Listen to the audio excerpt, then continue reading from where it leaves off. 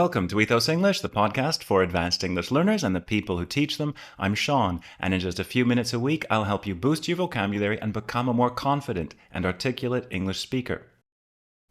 If you go to ethosenglish.com and choose podcast from the drop-down menu, you'll see extra resources for this episode, including the complete transcript and links to the resources I mention. What's more, you'll no longer need to be a subscriber to access these resources. You'll still see the option to subscribe to my newsletter, which gives you exclusive access to a monthly Quizlet flashcard set with all of that month's vocabulary and occasional updates about new courses and training sessions. At the end of today's show, I'll be giving some information about my new membership for English teachers, Ethos English Lab, which I'm launching on the 1st of July. Also, if you want to watch the video version of this episode, you can find it on Spotify and on my YouTube channel Ethos English. I've included subtitles with the key chunks of vocabulary highlighted to make them more noticeable. Now, on with the show. These days, the media theorist Marshall McLuhan has been all but forgotten, yet his ideas remain more important now than ever. He came up with the concept of the global village and anticipated the World Wide Web decades before it came into existence. He focused on the means of communication in a society and how the prevailing medium in any given period profoundly influenced that society's culture. While human societies started out with the spoken word and were thus oral, we've since gone through the literate age, the print age, and now the electronic age. If we could sum up McLuhan's thought in a single pithy statement, it's that the medium is the message. In other words, watching a video is an entirely different experience from reading a text, even if the ideas they contain are exactly the same. Marshall McLuhan said the following: "It's only too typical that the content of any medium blinds us to the character of the medium." His point is that different media affect us in radically different ways, and yet in this increasingly media-saturated world, we go about our lives consuming information as if all media were created equal. Today we're going to explore this insight, which we ignore at our peril. If you do something at your peril, what you intend to do is dangerous or could cause you problems. And if you tell someone that they ignore something at their peril, you're warning them that they need to know something to avoid a danger or risk. My colleague Luis Otavio Barros recently shared a fascinating article by the linguistics professor Naomi S. Barron entitled, "Why Do We Remember More by Reading in Print versus on a Screen?" As the title suggests, reading a physical book rather than on a screen is a superior experience if we actually want to recall what we've read. Barron points out that in recent years, teachers have started to replace required readings on university courses with video content. She mentions a study she carried out with American and Norwegian university professors in 2019. It turns out almost a third of American professors were replacing readings with videos and 15% were replacing readings with audio, presumably using recordings like podcasts. The study revealed that videos and podcasts are perceived by students as more engaging than reading, and that these students were in fact refusing to do assigned readings. This came as no surprise to me because I've been increasingly reluctant to assign reading to my students. I remember the odd time I asked my proficiency students, that is C2 level EFL students, to read articles from The New Yorker, which typically run to 8 pages, and they balked at this. If you balk at something, you show that you don't want to do it because it's difficult or unpleasant. So instead of extended reading, I started assigning podcasts for homework. After reading about this research, I'm tempted to go back to assigning more reading. But will students, and for that matter schools and universities, balk at having to buy books when there's so much free content online? Here are some of the reasons why reading the printed word is better than reading the same content on a screen or watching a video.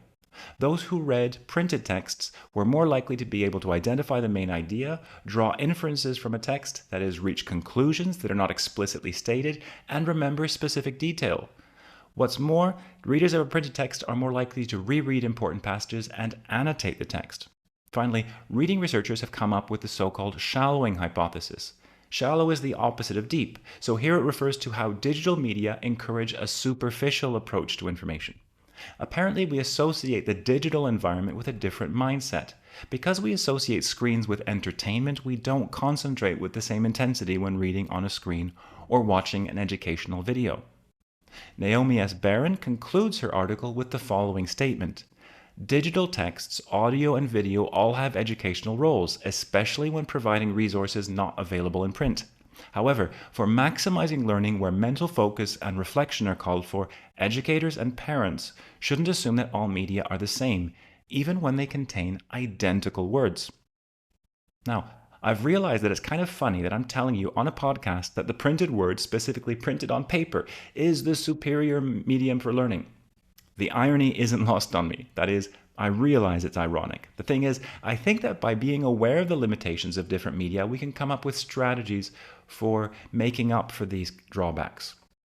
My first recommendation is to pay attention to being overly casual with your information intake.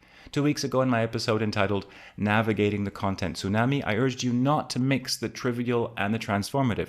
If there are certain podcasts or videos that you listen to for personal or professional development, you need to consciously cultivate a different mindset to increase your chances of actually learning. Keeping a journal to reflect on what you're learning in what's called a commonplace book is one way.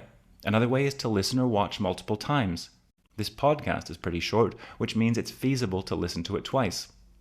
Perhaps more importantly, make sure that digital media aren't crowding out your reading habit, specifically your reading of physical books. If you crowd something else, you force it out of a place or situation because there's no room left for it. Don't try and stop watching YouTube videos and listening to podcasts, but do make sure to leave time for reading physical books too.